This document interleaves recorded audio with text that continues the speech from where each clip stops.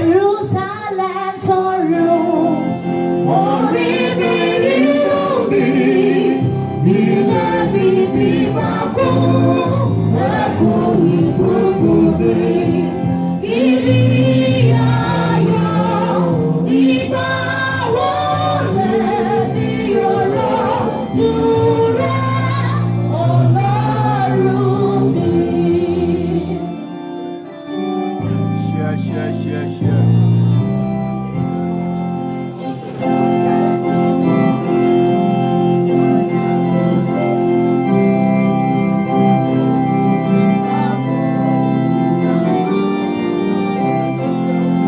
Jerusalem tọrọ orí mi nínú mi ilé mi bí máa kú ẹkún ìgbógun mi ibi ayọ̀ ìgbà wọlé bí ọ̀rọ̀ dúró Ọlọ́run mi.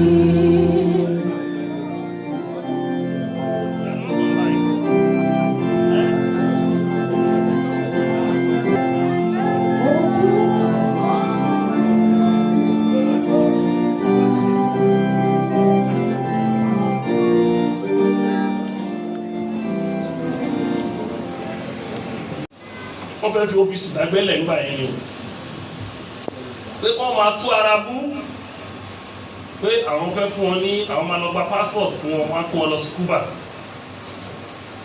ibi tá a ti respect Kọ́lá Arúgbó ṣayé nìyẹn. Àwọn olórí wa bíi mẹ́wàá ló lead àwọn ọmọ yẹn lọ onìkan ló dé ló wá sọ ó ní ọ̀gá mi ò lè dálẹ̀ o ọ̀tọ̀ ní kọ́tà lọ ṣe bẹ̀ yẹ o. Àwọn pípù yìí ní wọ́n ti yí mú wa lọ́wọ́ wọn náà wọ́n fẹ́ kó wa lọ sí abroad ni o.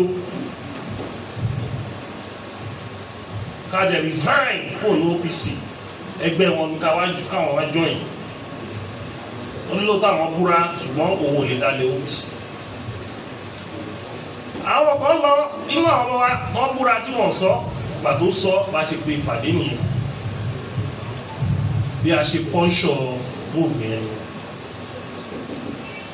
Kọ́lá Arúgbó ṣayé jẹ́ ẹni tó yẹ pé tá a bá ti fẹ́ ṣe protest wájú ilẹ̀ ti máa rí. Unfortunately kò tí ì bímọ nígbà yẹn. Ìyàwó àfẹ́sọ́nà ọ̀hún ló fẹ́. Ní Ṣómólú làwọn operation sì ti violate ẹ̀ kan pa á. That was November 8. Nǹkan tó mú déètì Heroes Day mi ò mú ọjọ́ tí ìyá mi kú tó dùn mí jù o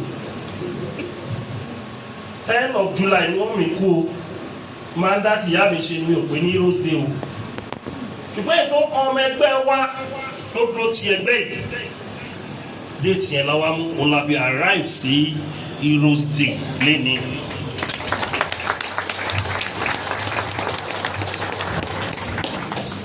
mo fẹ́ kí ẹ̀yin ìyàwó wa àtẹ̀yìn ọmọ wa tẹ́ mọ̀ pé kò sí ẹgbẹ́ kan o yàtọ̀ sí àwọn tó ń ṣe charity àwọn kan wà tẹ́ pé charity organization ni wọ́n àwọn opó náà máa ń ràn lọ́wọ́ wọn ṣẹgbẹ́ wọ́n lè jẹ́ foundation wọ́n lè máa raise owó wọ́n lè máa gbowó lóyìnbó àkàn máa gbowó lọ́wọ́ individual ibò ìyàwó mi Oasis Women Organization nǹkan tó máa ń ṣe jù lọ́dọọdún nìyẹn a fún àwọn opó ní nǹkan kan tó ti ń ṣe for the past 15 years nìyẹn but OPC ẹgbẹ́ ìjàngbara ni ẹ wá kọyẹ ẹgbẹ́ ìjàngbara tó wà ní Nàìjíríà àti ilẹ̀ Yorùbá mélòó ni ó ṣe Heroes Day tá à ń ṣe ẹ wá jẹ́ ẹgbẹ́ ìjàngbara sẹ́gbẹ́ o ẹ wá sọ different organizations ẹ kó wọ́n ní owó jù wá lọ ẹ wá sọ àwọn political party ẹ kó wọ́n roll ní billions ẹ wo iye members wọn tó ti kú ó ti kú nìyẹn ọlọmọ ẹlòmíì ni o wọn ò ní rántí wípé àwọn ọmọ tó ń tẹ̀lé wọn lẹ́yìn nínú ohun tó kù yìí kí ni ká ṣe fáwọn ọmọ wọn ibẹ̀ ẹlẹ́ ti mọ owó ẹgbẹ́ tí àwa jẹ́ ọdún ìsọdẹ bí ẹlẹ́kejì tá a ti máa pè yín báyìí mo rò pé àwọn Canada wọ́n fún wa ní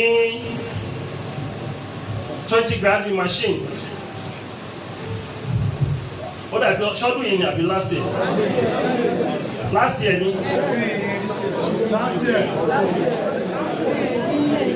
ó dàbí ẹni this year ni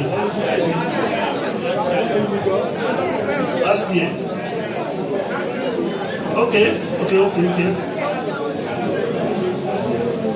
wọ́n yí wọ́n bá ṣe program báyìí ó dàbí program yìí náà là ń ṣe wọ́n ṣe pè wá ní ọ̀sẹ̀ tó tẹ̀lé ni àwọn ti ra grinding machine 20 wọ́n lè gbé wá sílé mi ò fẹ́ bí mi lẹ́yìn ọ̀gbọ́nú ẹ̀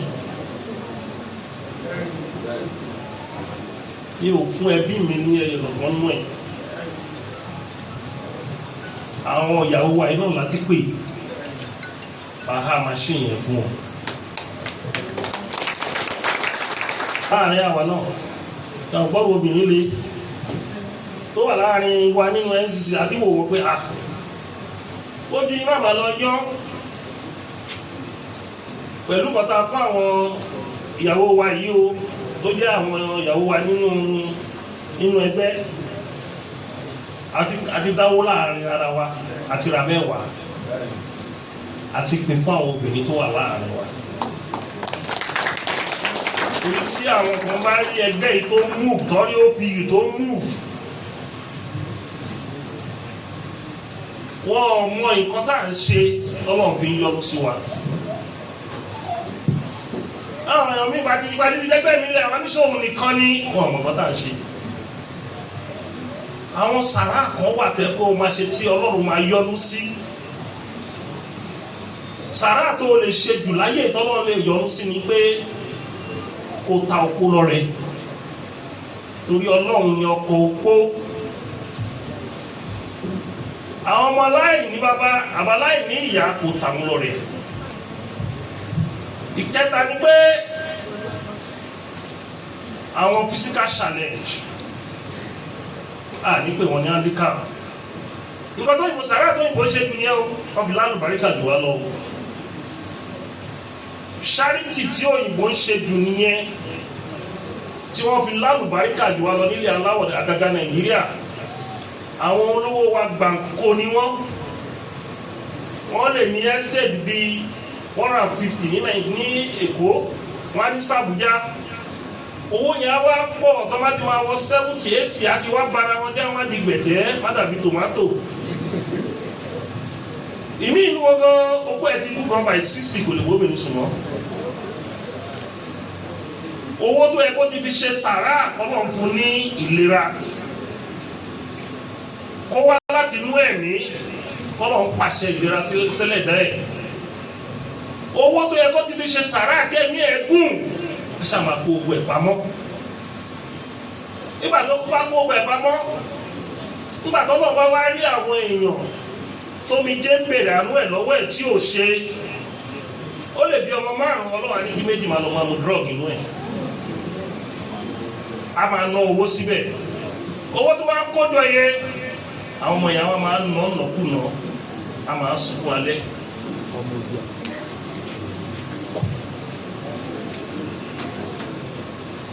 Wọ́n ní aṣèwèrè kọ́rọ̀ jọ.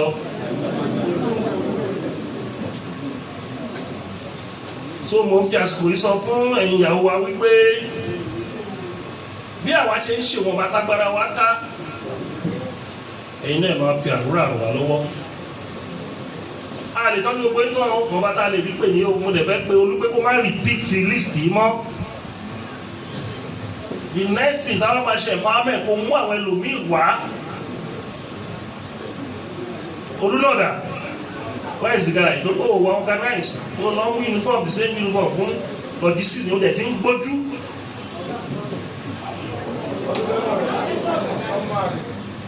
Wọ́n tó jùlọ ni pé I recognize yín, àrẹ̀bàgbé yín.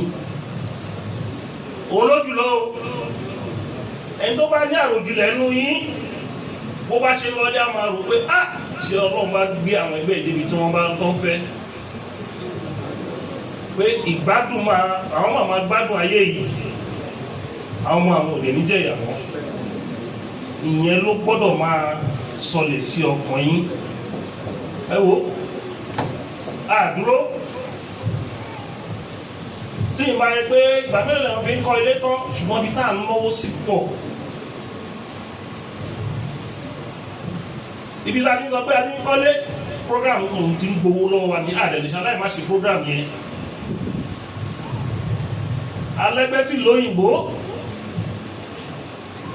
ó ṣe máa lọ sí kọ́ńtì 3 kọ́dún tó parí. Ìrìn ẹ̀rọ ọkàn dẹ̀rẹ́ òní kọ̀sán less than 4 to 5 million naira. Àdè bá wọn kówó jẹ, àbẹ́ kan tepo sáṣọ aláwa. So mo fẹ́ kẹ́ mọ̀ wípé ìpè tá a pè ní o nítorí pé àmọ̀rírì yín ni àdìgbàgbé yín. Ẹ̀yin nìkan kọ́ lẹ̀ wá ń bí, àwa nìkan kọ́ lẹ̀ wá ń bí báyìí lónìí. Ó dá mi lójú wípé gbogbo ọmọ ẹgbẹ́ wa wọ́n ti lọ síbi tí àgbáńrè wọ́n wà ń bí báyìí. Ó dẹ̀ dá mi lójú wípé àwọn bàbá wa nílẹ̀ Yorùbá wọ́n wà ń bí báyìí. Torí nǹkan ìpè tá a pè ọmọ ẹgbẹ́ wa nìkan. A pè àwọn bàbá wa tó ti lọ àtàwọn ìyá wa tó ti lọ tó wà níbi mímọ́. Ìdí nìyẹn nǹkan tó máa ń ṣe fọ́kó ọ̀run gbogbo ẹ̀ láti ṣe lẹ̀. Gbogbo nǹkan tó máa ń ṣe fọ́kó ọ̀run òun láti ṣe lẹ̀. A ṣe ẹ̀rọ ọ̀gbìn tí ò kọ́ ọ̀run àti gbìyànjú níwọ̀n bá dágbára wá ká. Lẹ́yìn yẹn nǹkan tó yẹ ká fún wọn àti fún wọn níwọ̀n bá dágbára wá ká. Ọlọ́run tó wá dá òkú ọ̀run níwọ̀n bá tó yẹ ká fọ́lọ́run àti ti ṣe níwọ̀n bá dágbára wá ká. Nǹkan àròkò tó ti máa ń pa fóòkú ọ̀run pẹ̀lú bó ṣe kò sí pé lè ṣàṣetọ́ fóòkú ọ̀run tó bá dé àkàrà sí kò pé wọ́n ti dín àkàrà gbogbo ẹ̀ náà máa fún bíbà ilé ni. Nítorí wípé wọ́n máa wà bíbà yìí lásán nínú òǹgbẹ. Wọ́n bá dé bíbà yìí tí wọ́n táwọn náà jẹ́ nǹkan tá a jẹ́ wọ́n wá súre fún gbogbo wa táwa bí yọ́n lẹ́yìn tẹ́ jẹ́ ìyàwó wọn àti ọmọ wọn. Ẹgbẹ́ wa àwa náà wọ́n lè fi súre fúnlẹ̀ Yorùbá. Nǹkan tá a fi ọjọ́ èyí táàgì wọn. Torí ọ̀pọ̀lọpọ̀ yín gan-an bóyá àbẹ́ ẹ̀ ti kú àbí ẹ̀ ti kú kò ṣe sàárà fún ọ̀ntọ́rẹ́ ẹ̀yẹ ni o. Ẹni tó bá ní òkú ọ̀run ní òde ọ̀run ọdọọdún níwọ̀n bá tágbára ẹ̀ bá ká ó yẹ kó máa ṣe sàárà fún wọn. Ọlọ́run ò ní jẹ́ kẹ́yàn sọ ìyá ẹ̀ àti bàbá ẹ̀ dọmọ ọ̀dọ̀ láàrin òkú ọ̀run o. Torí nígbà tó bá ń gba àdúrà, nígbà tó bá mú nǹkan wá fún ìyá ẹ̀ àbí bàbá ẹ̀, ó ṣòro fún láti pe owó òkú ọ̀run pé ẹ bá mi súre fún ọmọ mi tó wà láyé. Ẹni yẹn ti sọ òkú ọ̀run yẹn jẹni tó bá aráyé fọwọ́ tì í. Wọ́n á pé ọ̀dájú lọ́mọ ẹ̀ láyé, kò rántí bàbá ẹ̀ àti ìyá ẹ̀ lọ́run. Àwọn òkú ọ̀run tẹ́ pé ọmọ wọ́wẹ́ wọ́n bá ti gbé sàrá wa lọ́dún, a ní ọmọ mi ló gbé wá o, àsè tó gbé wá rèé o, ó yẹ bá mi súre fún adẹ̀ fún ọ ní prayer point. Ẹ súre pé kó dolówó, ẹ súre kó ní ààbò, ẹ súre kó ná àwọn àkàlẹ̀ wọn lọ́wọ́ wọ́n gbọ́dọ̀ ṣe torí pé nǹkan tó máa fi gbàdúrà tó wà lẹ̀. Ìbéèrè ní àwọn èèyàn mi ṣègbè ń bá wẹ̀lú mi tó dẹ̀ gbé bọ́ọ̀nì gé wọ ọ̀rọ̀ tó ń dago kan màá ní o fẹ́ bayé jẹ́, ẹ fẹ́ bayé jẹ́ ẹ ti bàjẹ́ ẹ ti jáwọ́. Bẹ́ẹ̀ ṣe báyé ẹ fẹ́ yí padà, wọ́n yí padà ní Israel, wọ́n yí padà ní Saudi Arabia, Nàìjíríà lè ti yí padà nítorí ìgbà àtijọ́ báyìí náà ẹ̀dẹ̀ yí padà ìkọ́dẹ̀ ń bàjẹ́ ẹ̀ lè ti jáwọ́ kẹ̀kẹ́ modernize ìwé ìbẹ̀yìn máa ṣe preaching.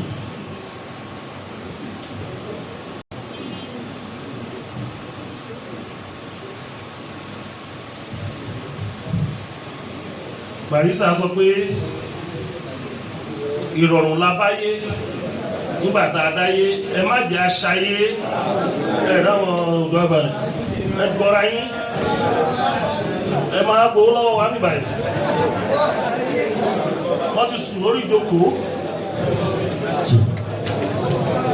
Ó ní ìrọ̀rùn la báyé nígbà tá a dáyé. Ìrọ̀rùn la bá nígbà tá a dáyé o. Ìrọ̀rùn la bá nígbà tá a dáyé. Ẹ má jẹ́ aṣàyé bá ò ṣe báyé. Ìrọ̀rùn la bá nígbà tá a dáyé. Ìrọ̀rùn la bá nígbà tá a dáyé. Ìrọ̀rùn la bá nígbà tá a dáyé. Ìrọ̀rùn la bá nígbà tá a dáyé o. Ìrọ̀rùn la bá nígbà tá a dáyé. Ẹ má jẹ́ aṣàyé bá ò ṣe báyé. Ìrọ̀rùn la bá nígbà tá a dáyé. Bàdẹ́ pé olú Christian nìkan ni wọ́n mọ̀ nǹkan tó yẹ. Wọ́n research. Èyí tó ń kọ òbé nìkan ló ń kọ́.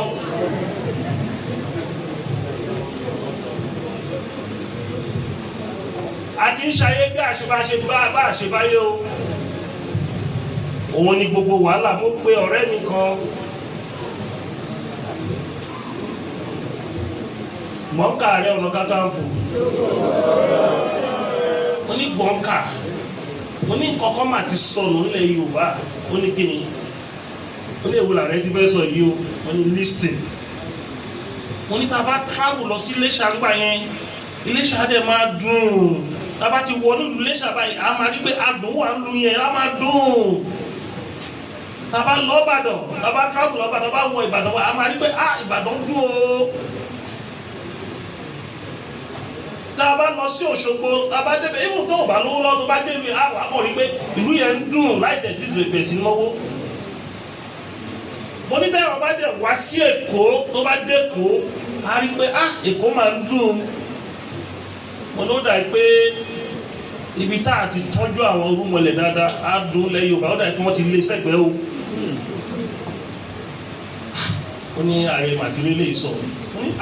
Ṣé báwa ta travel káàkiri rí? Ìlú wo ló lálùbáríkà nílẹ̀ Yorùbá tí mi ò sùn rí? Ìgbà kan wà, èmi mo máa ń drive ara mi.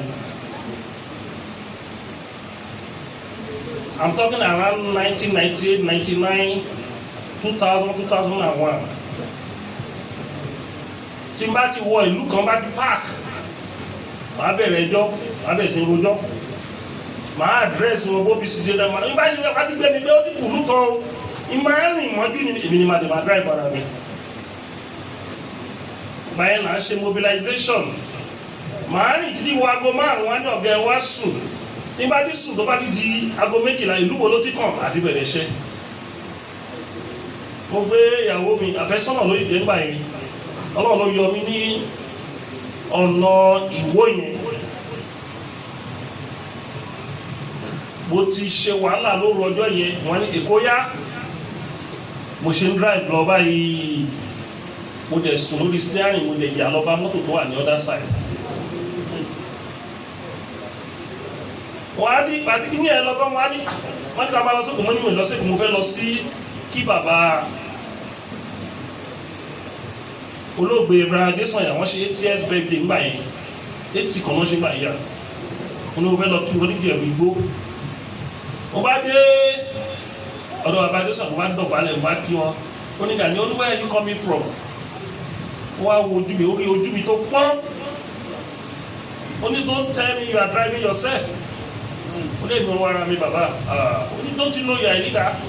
ó ṣe ń gbé mọ́tò yẹn lọ sí kò lọ wá dírẹ́bà bàbá yẹn ló stop mi ló yẹ kí n wá dírẹ́bà. ó ní wàá máa sọ̀rọ̀ àti máa drive ní máa fẹ̀mí ẹ wéwu ọmọdé yìí bí mo ṣe lọ wá dírẹ́bà náà. so mo fẹ́ kẹ́ ẹ mọ̀ wípé àfi program ṣe ẹ rí pé ẹgbọ́n kan tí administrative secretary wa sọ Comrade Dauda àsìkò láyé nǹkan tí package la fẹ́ fún program yìí ní táàrò láti bí 2 weeks ó ju eléyìí lọ nǹkan tá a fẹ́ ṣe ó ju eléyìí lọ ṣùgbọ́n àwọn nǹkan míì ti jálura wọn bí tá a ti ronú yẹn alusi assistant general secretary wa yẹn ti dàlú àwọn dáàbì ní dàlú ibi tí a ti downsize ọ̀tà fẹ́ ṣe lọ.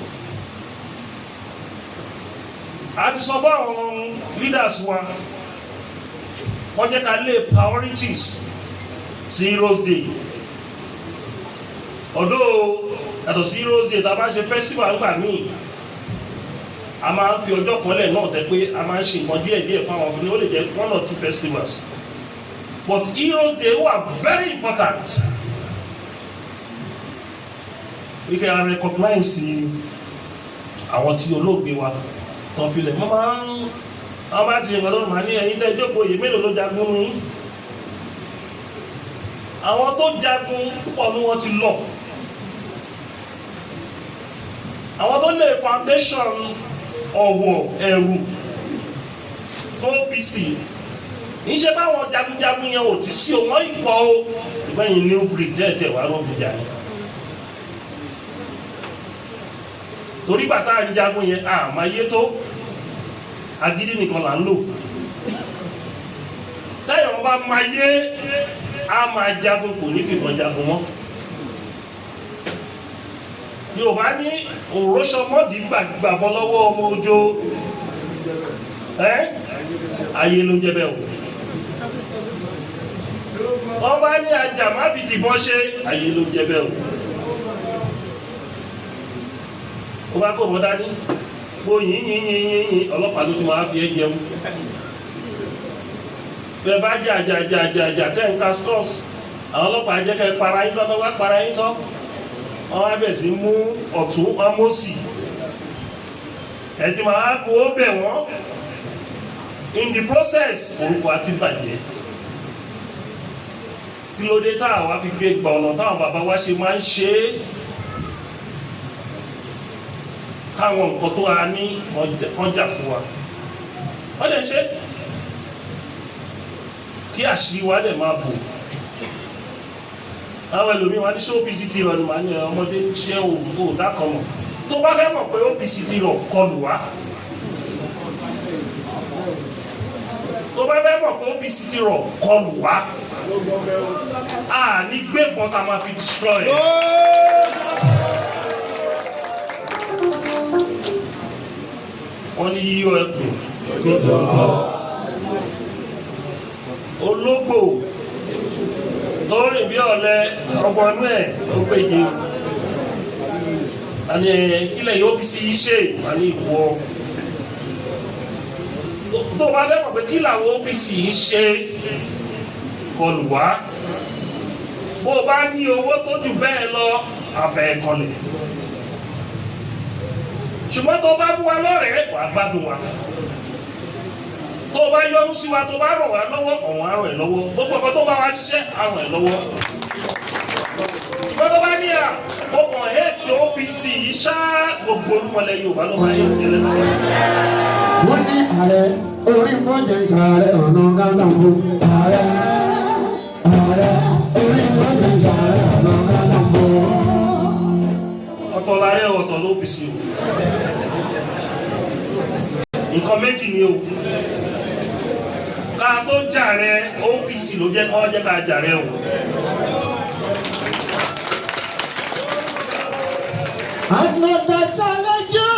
Another challenge.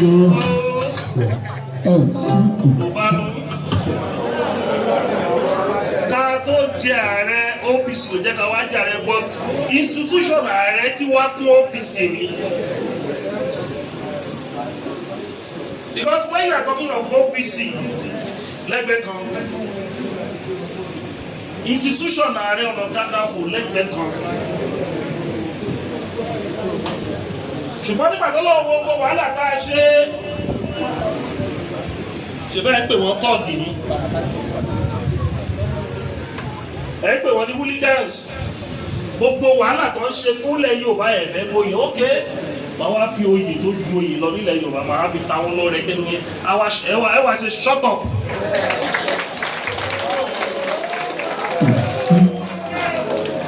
lórí àwọn olórí burúkú kan lẹ̀ Yorùbá wọn náà wọ́n tọ́ọ̀gì ló ṣọ́ street fún ẹ tógun bá dé wọn náà OPC dá tọ́ọ̀gì nìyẹn o ìwọ tọ́ọ̀gì tẹ̀ yìí dájú wọ́n tó ń kówó ìlú jẹ ìwọ tó ń kówó ìlú jẹ mọ́dára ni ẹ̀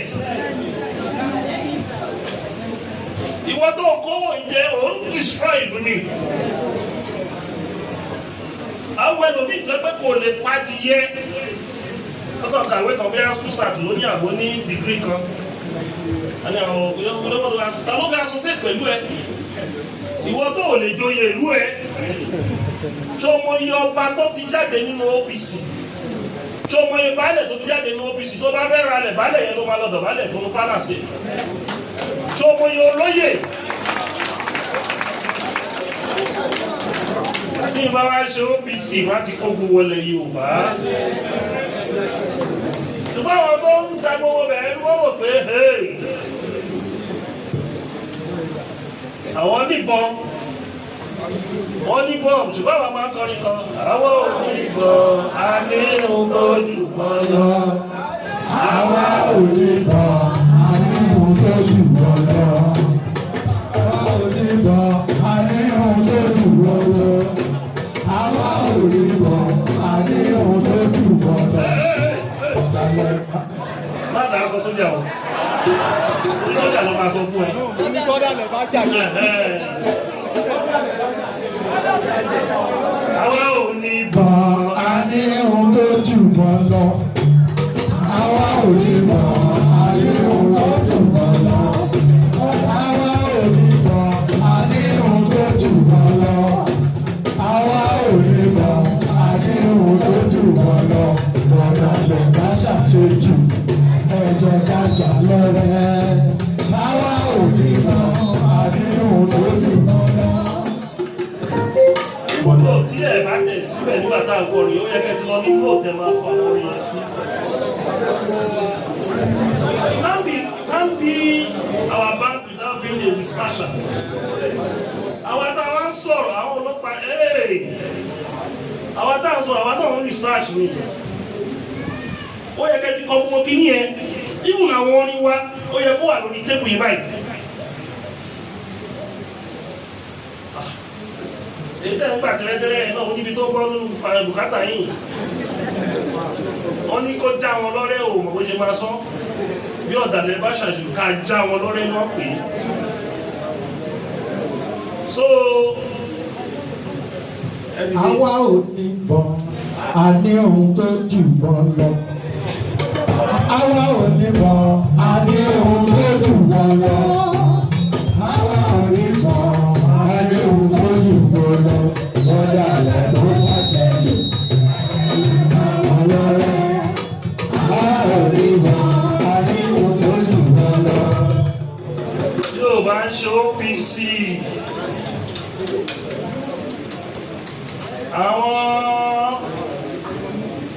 Àwọn ẹrú ikú tó ń da náà ti dé irú yẹn wá ti wá dalẹ̀ Yorùbá kó.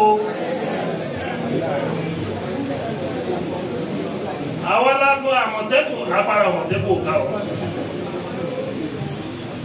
kò ká o bẹ́ẹ̀ ni gbogbo recruitment and Àmọ̀tẹ́kùn go state. But we are talking about organization in every street. Ó rẹ̀ pé OPC náà ń pè ní arógúnyọ̀. Tó bá ti di pé ọ̀rọ̀ bí ó ní ọ̀rọ̀ bí ogun gbogbo á máa fò sókè ní síríṣì á gbé wọn máa fò sókè ní. Àwọn akọ́tà jẹ́ olórí kan àgbàdúrà kárí jẹ́ OPC.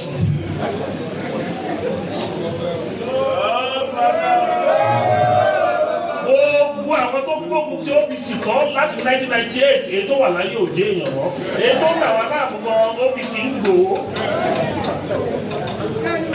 èyí tó dà wá láàmú ó yẹ kó ti sáré wọ 100 nítorí pé òun ò fẹ́ ká gbádùn OPC òde wọ 25.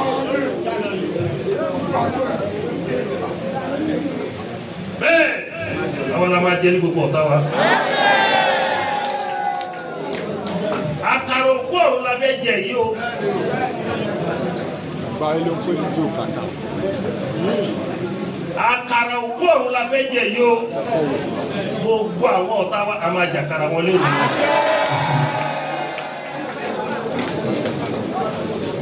Gbogbo àwọn ọ̀tá wa tó ń dà wá láàmú tó ń dalẹ̀ Yorùbá láàmú. Gbogbo àwọn ọ̀tá wa àdárúkọ Ọlọ́run ló mọ̀ wọ́n àwọn òkú ọ̀run ló mọ̀ wọ́n. Gbogbo àwọn ọ̀tá wa tó ń dà wá láàmú tó ń dalẹ̀ Yorùbá láàmú. Àwọn òkú ọ̀run àwọ̀ wọ̀ lọ sọ́run àríwá lọ. Mo pe bàbá Awólọ́wọ̀, mo pe bàbá Ajáṣin, mo pe bàbá Adésọ̀yà, mo pe bàbá Adéwálé Thompson, mo pe gbogbo àgbààgbà tó lọ nípa Ògúnlẹ̀, gbogbo àkú ọ̀run látọ̀rọ̀ Adésọjí Adérẹ̀mí tó jọba àwọn òkú ọ̀run lẹ Yorùbá lóde ọ̀run. Mo pe gbogbo àwọn orí adé tó ti lọ. Mo pe gbogbo àwọn òjíṣẹ́ Ọlọ́run, àwọn wòlíì wọ́n ti lọ. Látòrí bàbá Mósè Orímọládé, mo pe bàbá Babalọ́lá CAC, mo pe Ọ̀ṣọ́fà, mo pe bàbá Adams Ìlọrin, mo pe bàbá Shehu Ìbàrà Àkàṣílẹ̀, mo pe gbogbo àwọn òjíṣẹ́ Ọlọ́run àti àwọn àgbààgbà owó tó ti lọ. Gbogbo àwọn tó ń dà wá láàmú ilẹ̀ Yorùbá kan gbọdọ̀ di 2023.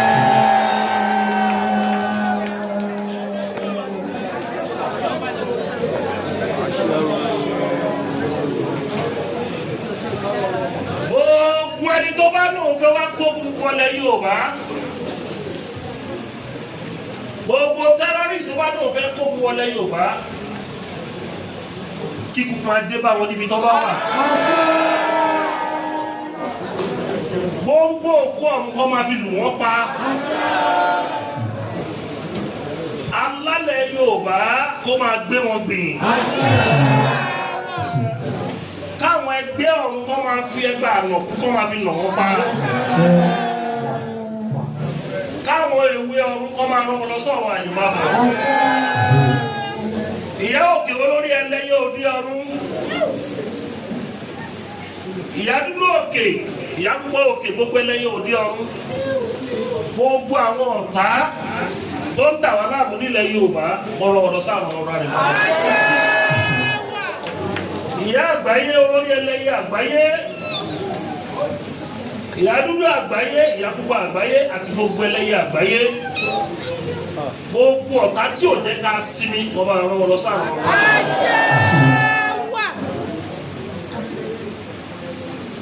àwọn arúgbó ọ̀run wọn wá jà fún wa nílẹ̀ Yorùbá o. àwọn màlẹ́kà tó dìbò mẹ́rin àgbà wọn wá jà fún wa nílẹ̀ Yorùbá o. wọ́n bá wa dojú ìjà kọ gbogbo àwọn ọ̀tá wa. àwọn áńgẹ́lì tó pọ̀ nígbà tábìlì kan wá gbèjà wa jà o. gbogbo ẹ̀yin ìyàwó wa àlùbáríkà yíra yá jẹ́ ti yí o. ọ̀nà kì í dímọ́ lọ́kọ́, ọ̀nà kì í dímọ́ ládàá, ọ̀nà kì í dímọ́ lóko kó má là. látẹnu ọ̀nà owó ní dímọ́ yín o. ọ̀nà yín á ṣí, ọ̀nà yín á là. àwọn ọmọ wa tó filẹ̀ wọn á là àríkà. ẹni tó bá bí àwọn ọmọ wa, ọmọ tó bá bí síbòmí ìyẹn náà lálùbáríkà. ayọ̀ àti ìdùnnú a máa bá yín gbé. ní bọ́jọ́ lọ. ní wọ́ṣọ ìyá o. ní wọ́ṣọ òṣì jìnà sílé yín, ìbànú jìnà sílé yín, òfò á jìnà sílé yín, àkóbá àdábá sílé yín, ire gbogbo á bá yín gbé, ajé abẹ́ wọn á bá yín gbé. orí yóò ní gbàgbọ́dé, ní ṣìrìn, ní ṣìlẹ̀tẹ̀, ní bọ́jọ́ lọ́jọ́ lọ.